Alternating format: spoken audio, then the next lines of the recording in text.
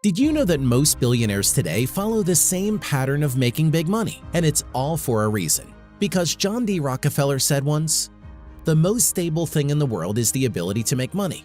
In the right form, it is unshakable." Imagine you could earn any amount of money you could wish for. It may seem you can only dream about that, but today I will destroy this myth. Because if you go back to John D. Rockefeller and how he made his $1 billion, you'll find some revolutionary money skills to help you get rich. Still don't believe it? Then watch the video until the end and see for yourself. Welcome to the main channel on finance. If you dream of getting rich, then subscribe right now. John Rockefeller is the world's first dollar billionaire. Rockefeller contributed $2,000 to the startup capital of his first business. Of these, $1,200 he borrowed from his father. And in 1937, when Rockefeller died, his fortune was estimated at $1.4 billion. In today's realities, this would be $318 billion. For comparison, the wealth of the wealthiest man in the world, Elon Musk, is estimated at only $219 billion. After studying the biography of John Rockefeller in more detail, I realized that the secret of his financial success lies in just a few monetary skills. And while you are giving this video a thumbs up, I will reveal to you the essence of these skills. Keeping track of your money. At 7, Rockefeller earned his first money on a neighbor's farm, where he helped collect potatoes and raise rabbits. Then he followed his mother's advice and made his first entry in the ledger, where he put down everything to the last cent. How much and for what money he received and how he spent it.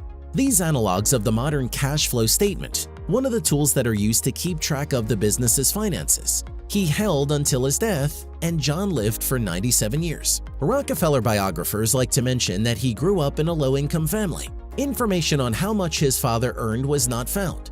What we know for sure is that the father of the future billionaire was a traveling salesman, and he traveled a lot around the country. And while the head of the family was absent, Rockefeller's mother had to save money. Hence, she developed the habit of counting every cent, which she instilled in her children. Since childhood, John saw how keeping track of money helps to multiply it. His parents wanted him to go to university, but Rockefeller chose a commercial college and accounting courses. And when, after studying, he got a job as an assistant accountant, his love for numbers was quickly noticed and appreciated by his superiors. None of Rockefeller's colleagues liked to tinker with completed periods and projects, and his eyes would always shine when he got such tasks. Rockefeller's starting salary was $17 per month. From the second month, it was already $25, and a year later, he became a manager with a salary of $800 a year. It is important to emphasize how strongly John was committed to financial literacy, and it was his monetary knowledge that became the foundation for his future wealth. Therefore, I advise you to turn your attention to personal financial education. Don't be afraid to borrow. Entrepreneurs regard borrowed money as an evil that is best avoided. Rockefeller's example shows they don't have to. If Rockefeller hadn't taken the amount missing to enter the business from his father, most likely he would have worked for all his life for hire. Borrowed funds were a constant companion of Rockefeller's business. He preferred to sell shares to the next investor even when he had enough of his own funds. He also invested his own money but also kept it as a reserve. And even if there were no investors, he would take the financing of the next project entirely on himself. Rockefeller's first business was a small logistics company. In the first year, Rockefeller took on orders for $500,000. Money to support them soon became scarce. Already owing a lot of money to his father, who gave not just a loan but at 10% per annum, Rockefeller borrowed the missing amounts wherever he could. It wasn't easy, but he managed to do it. It is believed that only financially illiterate people are not afraid of loans. The difference between them and Rockefeller is that he borrowed wisely. Fulfill obligations. Rockefeller was always careful when it came to fulfilling his obligations, including financial ones. No matter how difficult it was, and in the first years of doing business he had a lot of challenge, he would always find the right amount by the correct date. In his memoir, How I Made $500 Million, Rockefeller recalls how his father came to his office for another loan payment at the most inopportune time and insisted that he needed the money right now.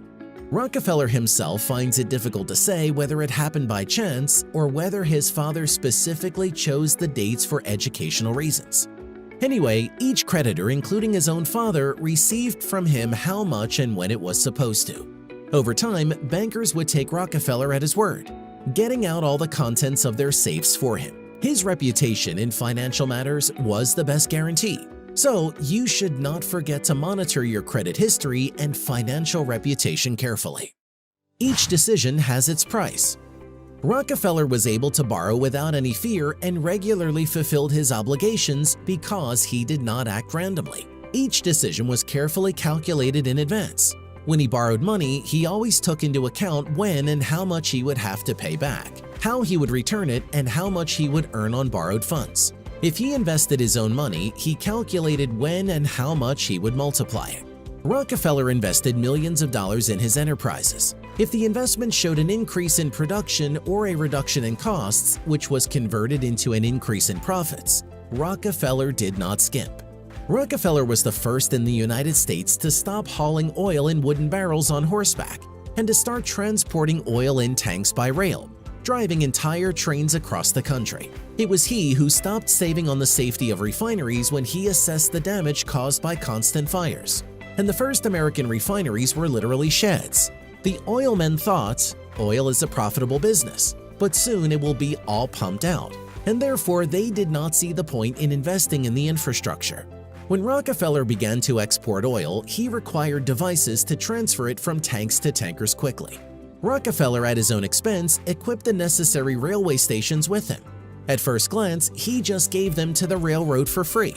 But this, in addition to the volume of transportation, became an argument for lowering the tariff and allowed Rockefeller to transport oil by rail 3 times cheaper than his competitors. Rockefeller also owned several iron mines. When he realized it was more profitable to transport ore to blast furnaces and ports on ships than on trains, he built his own fleet from scratch. Rockefeller's partners considered his innovations too risky and did not want to invest in them. In such cases, he said, "Okay, I will invest the money alone, but all the profits will be mine too." After that, the partners immediately became accommodating. Everyone knew that since Rockefeller was ready to invest alone, there would definitely be a profit. The concept of wealth. There are truths in the world of finance that have long gone gold and are guaranteed to make a lot of people rich.